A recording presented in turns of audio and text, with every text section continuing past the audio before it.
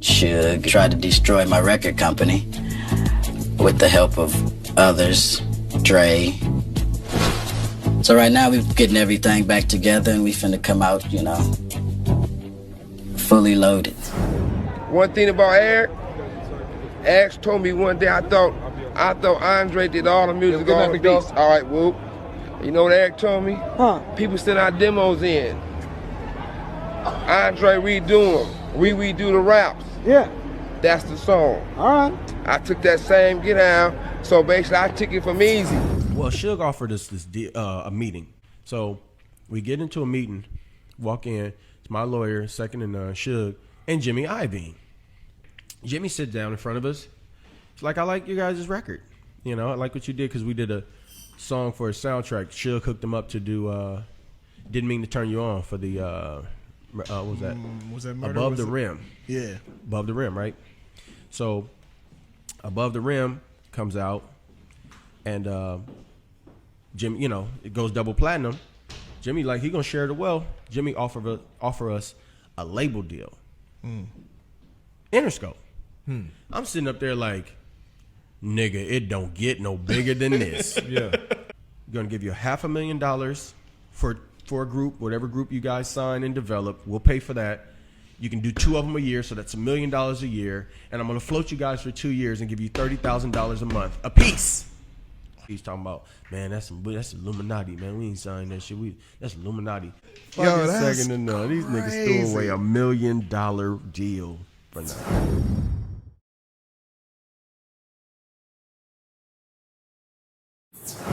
It did the same shit. I took it from Easy and took it to another level. All right. And guess what? Jimmy Iovine sent me to prison and stole it from me.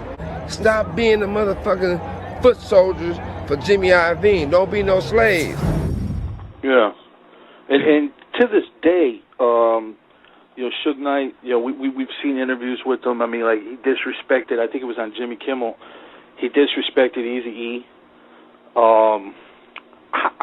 You being so close to Eazy, I mean, how does that make you feel? Obviously pissed off, I mean. I can't believe that the FBI or somebody, I mean, that show is all over YouTube. He said, you kill him, you inject him Eazy-E style, man. Technology is so high, right? Right. So if you shoot somebody, you go to jail forever. So the kids, you don't want to go to jail forever, right? So they got this new thing out there. People sell them all the time. They got this stuff they get blood from somebody with AIDS. Yeah. And then they shoot you with it. Oh, so that seems bad. That's a slow death. Yeah. An Easy-E thing, you know what I mean? Yeah. Oh, no. I mean, come on. Yeah. I mean, do they not care when an African American kills another African American? Do they not care? I don't know, man. I mean, why haven't they solved Big E's murder? Why haven't they solved Tupac's murder? Why haven't? If Eazy was murdered, if he was injected, why haven't they solved that? You can't tell me that people that could track down Osama bin Laden and kill him in Pakistan can't find out who killed Biggie on Wilshire Boulevard coming out of the fucking Peterson Museum with fucking cops there. Yeah. So, or I mean, Pac in the Vegas, right there in Vegas. In front of everybody. Yeah, it makes no sense on camera. I mean, it just makes no sense to me. So, I've always wondered about that. It was much money and energy and work that Eazy put into starting Ruthless and making it a success, like that. It was, kind of gone. Eazy wanted to kill Suge himself. He just wanted to kill Suge. And Jerry talked him out of it. That beef drew very severe lines. Battle for Compton, directed by Richard Bond and Michael Douglas Carlin. The documentary is based off their book, Tupac 187, The Red Knight. The co-directors sent salient points from the book, which share their theory of what led to Tupac's shooting, to Culpepper, who then read it to Suge. A spokesperson for the film said Culpepper told Carlin individually that not only did Knight confirm the events portrayed in Compton, which portrayed Knight was the intended target and Shakur as collateral damage as true, but also goes on to allege that these 1996 events may have been the first in the history of attempts on Knight's life, culminating in the recent attempted killing of Knight at the 10 Club in Los Angeles, where Knight was shot 6 times. Suge believes Wright and Sharitha were planning a Death Row Records coup and had intended to kill him that fateful Vegas night in 1996. The theory goes, Wright, who oversaw Death Row while Suge was in jail, wanted total control of the label, and Sharitha would gain everything else as she and Suge were not yet divorced. Suge has kept quiet about all that he knows about the shooting for 20 years, leading to many conspiracy theories. However, he was reportedly so curious how Bond and Carlin got so many of the alleged details accurate that he even hired his own investigators to find out what the filmmakers found out. Apparently, other people Bond and Douglas interviewed supported the Wright-Sharitha co-conspirators theory. However, Wright denies having anything to do with Tupac's murder and notes that people who spread this theory in the past have all turned up dead. I believe in karma. All these people are dropping dead.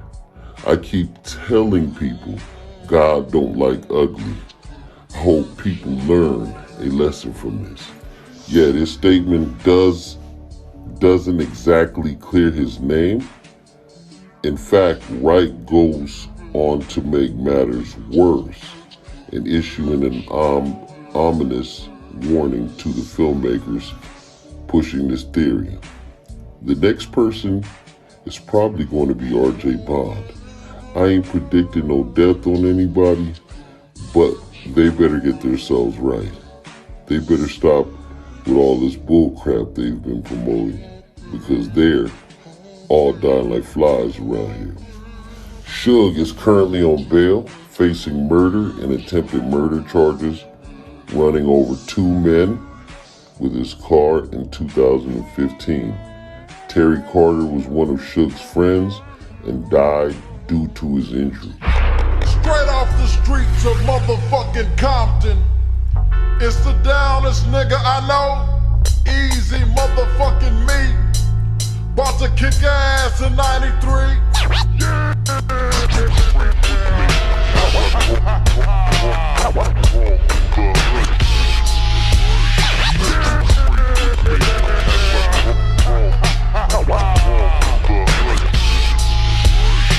I creep and I crawl and I creep and I crawl and I creep and I crawl, creep.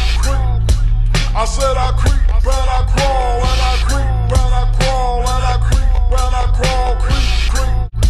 I got my niggas from Grape Street, why? I got my niggas from Grape Street, why? I got my niggas from the CBT.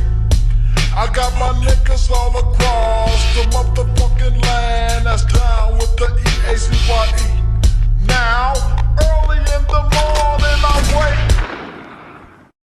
While I was working at 662, I heard something over the Nextels that we all carry for security. And what I heard was God. And that's just based on what I saw, what I heard. By the guy showing his hand by coming directly to Puff's truck, because he thought Puff was in, nobody was watching Puff. When Puff was in that driveway, I was behind one of the pillows, like on the side. You wouldn't see me until you get about like 20 feet from Puff's car, whatever like that. And I wouldn't say 20 feet. You couldn't see me until you come close to that pillow, because I stayed right there on the side of the pillow right there. You understand? Because one dude had walked from there and walked through. That's a dude that you may have seen in some of those pictures, had the blue and white shirt on, striped shirt on. So when the Muslim guy came up, when he saw me right there, I came out from around the pillow and I'm looking at him. He stops right in his tracks. So that means that he was actually going for Puff. You understand? Because he's the shooter. He was actually going for Puff, but when I came out, and I lowered my hand and I got my gun out, he better be real nice with his. But he's getting paid to shoot, kill Puff. He not getting paid to hit me. And he probably could tell I had a vest on. So he got to go straight to the dome, but I already got my gun out. So if he pulls up anything, he better be nice with it, because he going to get it right back. Ain't no cocking or nothing. We're trained. It's in the chamber already. So when he stops, he looks at me and I look at him, he turns back around and go down. So now, never in a million years, he would have known that we was going to blow that light, that flashing red light. You understand? So when we blew the light, he was still right there at the corner. And Big knew him at the corner, right? The hesitation that he took on killing Big kind of showed me he didn't really want to kill Big. Hey, rest in peace, Easy D.